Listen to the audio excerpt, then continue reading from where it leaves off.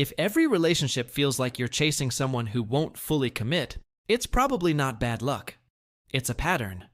And patterns, unlike luck, have explanations. Maybe you know this story. You meet someone new. They're warm at first, maybe even intense.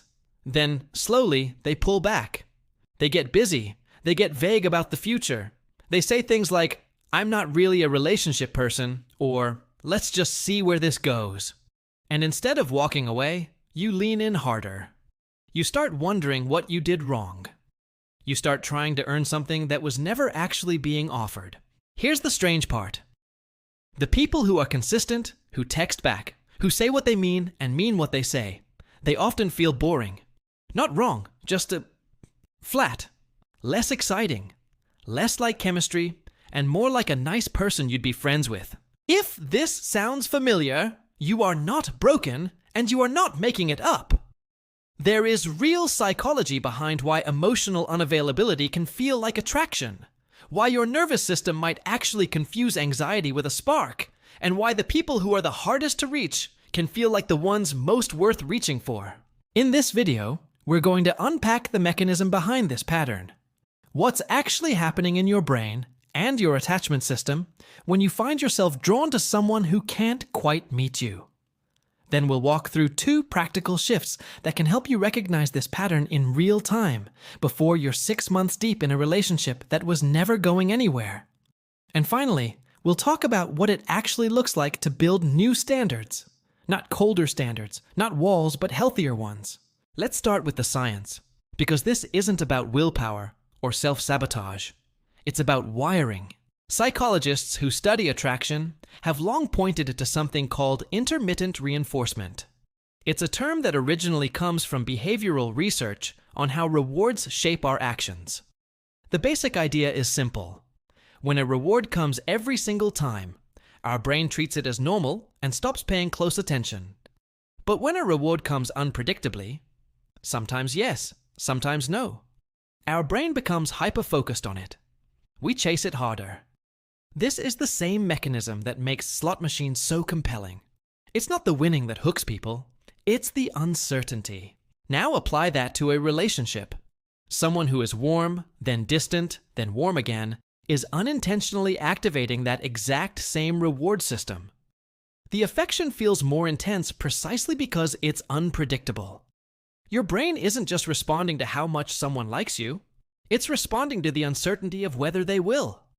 And uncertainty, biologically, reads a lot like excitement. Your heart rate rises. Your attention narrows.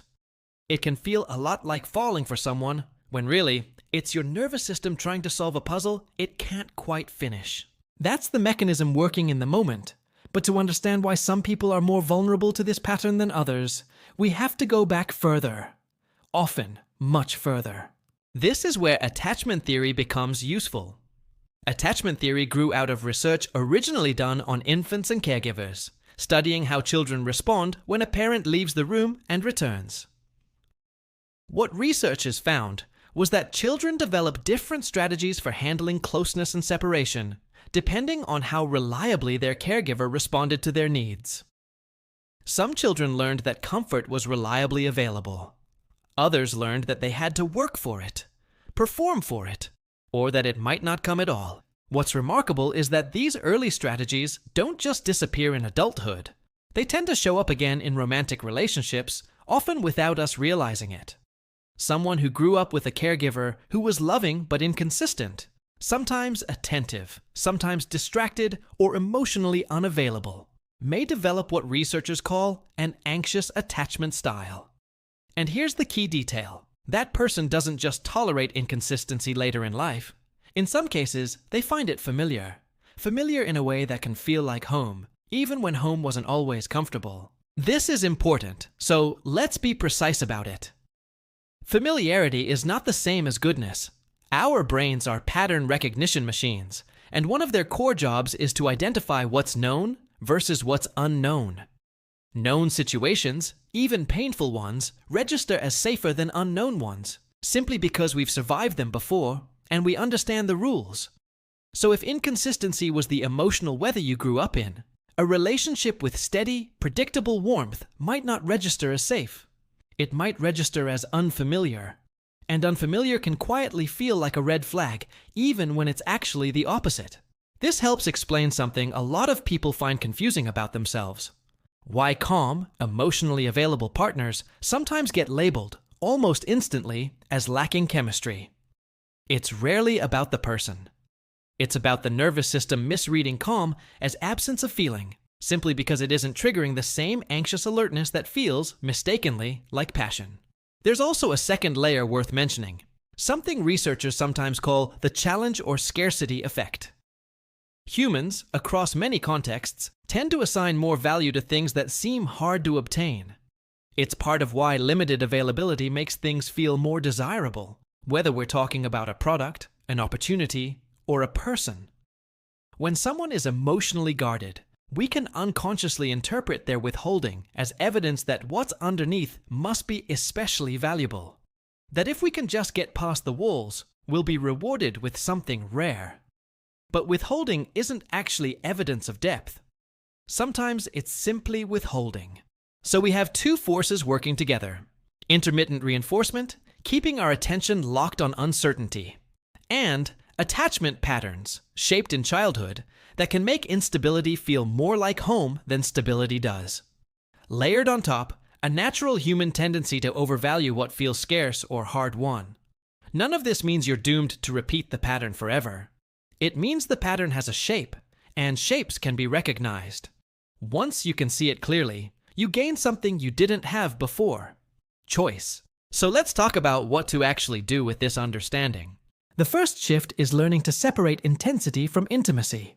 These two things get bundled together so often that we treat them as the same experience, but they're not. Intensity is a feeling. That rush, that preoccupation, that can't stop thinking about them quality. Intimacy is a pattern of behavior over time. Being known, being responded to, being able to rely on someone. Intensity can exist without intimacy. In fact, some of the most intense connections are intense precisely because intimacy is missing. The uncertainty is what's generating the charge. A useful practice here is to ask yourself, a few weeks into getting to know someone, a very specific question. Not, how do I feel when I'm with them? But, how do I feel in the hours after we talk, when I'm not with them? Anxious attraction tends to show up as a kind of low hum of unease between contact, checking your phone, replaying conversations, wondering where you stand. Secure attraction tends to feel calmer in the gaps. Not less caring, just less frantic. This single distinction, tracked honestly over time, can tell you more about a relationship's actual health than any grand romantic gesture. The second insight involves noticing your own reaction to consistency, not just the other person's behavior. This one takes some courage, because it asks you to look inward instead of outward. When you meet someone who is reliable, communicative, and emotionally present, pay attention to your internal response. Do you feel safe? Or do you feel restless, slightly suspicious, even a little bored? If it's the latter, that's not proof the person is wrong for you. It may be proof that your nervous system has learned to associate calm with something is missing, when in fact, calm is simply calm. Recognizing this reaction, without immediately acting on it by pulling away, is one of the most powerful tools for interrupting the pattern. You don't have to trust the feeling immediately. You just have to notice it, name it, and give yourself time before deciding what it means. The third piece is about redefining what high standards actually means. A lot of people believe they have high standards because they're picky, or because they don't settle for less than a certain look, income, or lifestyle. But the standards that actually protect your well-being are behavioral, not aesthetic. Does this person follow through on what they say? Do they communicate clearly, even about difficult things? Do they take responsibility when they get something wrong?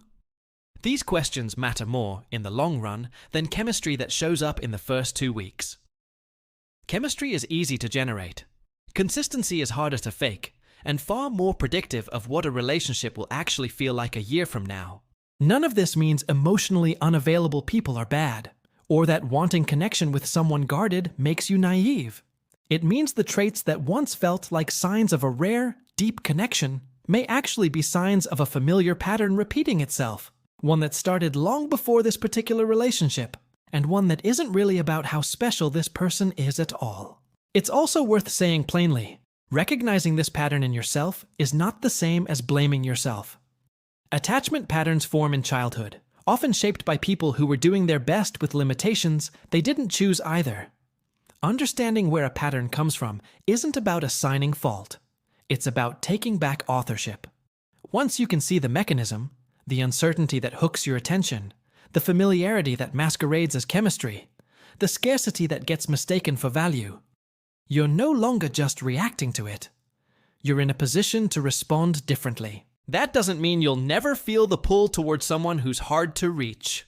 You probably will, at least sometimes, because that pull is deeply wired. But awareness changes your options.